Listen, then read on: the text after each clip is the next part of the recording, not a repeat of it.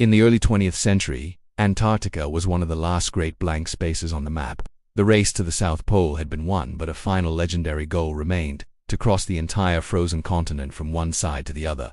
No human had ever attempted it, but one man was determined to be the first. His name was Sir Ernest Shackleton, a British explorer who believed this one monumental challenge would secure his place in history forever. Shackleton was no stranger to the Antarctic. He'd faced its brutal conditions twice before, once coming within just 97 miles of the South Pole. He knew the risks better than anyone. But this time, he wanted more than just personal glory. He wanted to achieve something no one had ever done. So in 1914, he announced his grand plan, the Imperial Trans-Antarctic Expedition. The plan was as ambitious as the continent itself. It required two separate teams. Shackleton's main party would sail a ship called the Endurance into the treacherous Weddell Sea. They would land on the coast.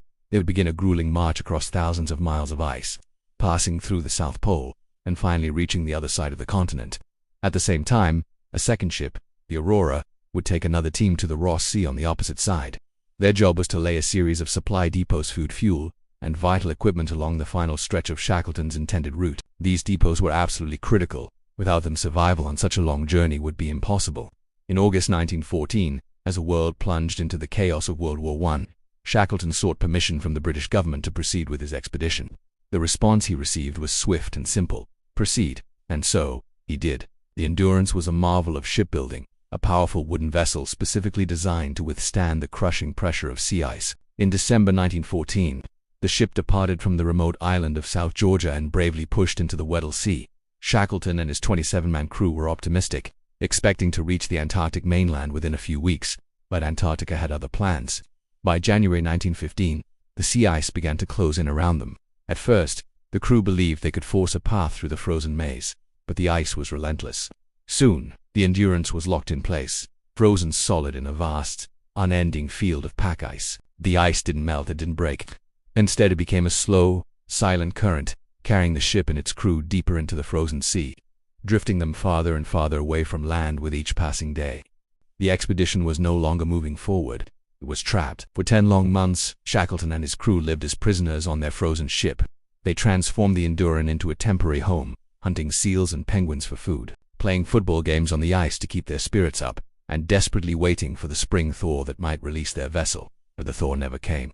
By October 1915, the immense pressure of the surrounding ice began to take its toll. The ship's mighty wooden beams started to groan, then splinter, and finally crack. Water began pouring into the hull.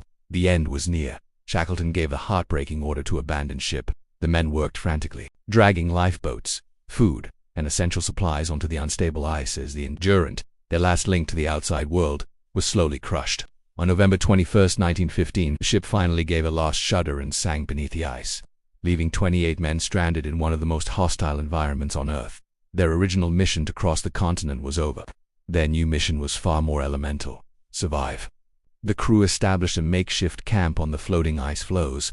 They called it Patience Camp. They lived in flimsy tents, burned sealed blubber for warmth against the biting cold, and carefully rationed what little food they had left. Shackleton, ever the leader, knew their only hope was to reach land. As the ice began to drift and break apart beneath them, he made the decision to move. The men launched their 3 small lifeboats into the freezing, treacherous ocean.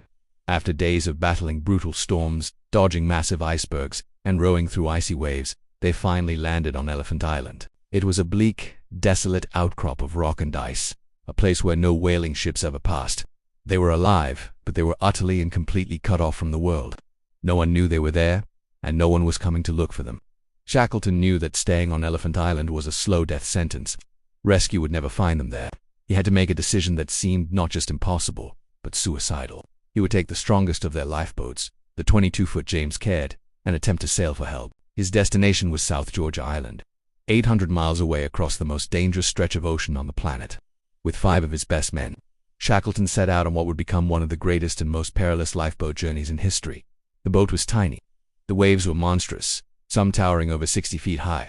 Ice constantly formed on their clothes and the boat's rigging, threatening to capsize them at any moment. For 17 agonizing days, they battled relentless storms, crushing exhaustion, and freezing water that soaked them to the bone. One mistake, one moment of lost concentration, would have meant certain death for them all. But against all imaginable odds, they made it. They reached the shores of South Georgia. But their ordeal wasn't over. They had landed on the wrong side of the island. To reach the whaling station at Ernest Shackleton and 2 of his men had to cross the island's unmapped, glacier-covered mountains on foot, a journey that had never been attempted before. Starving and frostbitten, they marched for 36 hours straight. When they finally staggered into the whaling station, the workers who saw them were stunned, barely recognizing them as human. Shackleton didn't rest. His first and only thought was of the men he'd left behind. He immediately began organizing a rescue mission. It was an agonizing process. Bad weather and impenetrable ice forced him back 3 times, but he refused to give up. Finally, on his 4th attempt in August 1916, he broke through. As his ship approached Elephant Island, he counted the figures on the shore. Amazingly, every single man was still alive. Not one life had been lost from his original crew, while Shackleton's men were saved by his incredible leadership. The story of the Ross Sea Party on the other side of the continent ended in tragedy. Their ship, the Aurora, was blown away from its moorings in a storm, leaving them stranded with very little equipment. Despite this, they heroically carried out their mission, laying the supply depots for an expedition that would never arrive. 3 men from that team died before the survivors were finally rescued. The Imperial Trans-Antarctic Expedition never crossed Antarctica. In that sense, it was a complete failure. But it became something far greater. It became one of the most powerful survival stories ever told, a timeless lesson in leadership, loyalty, and the incredible power of human endurance against absolutely impossible odds. Shackleton failed his mission, but he saved every man who followed him into the ice. And that is why, more than a century later, his story continues to inspire the world. If you enjoyed this incredible true story of courage, survival, and human resilience, make sure to like this video and subscribe to the channel. We bring you epic true history, forgotten explorers, and real-life survival stories that are even more unbelievable than fiction every single week. And if Shackleton's journey amazed you, you'll love what's coming next. So hit subscribe, turn on notifications, and join us as we continue exploring the greatest stories ever lived. See you in the next adventure.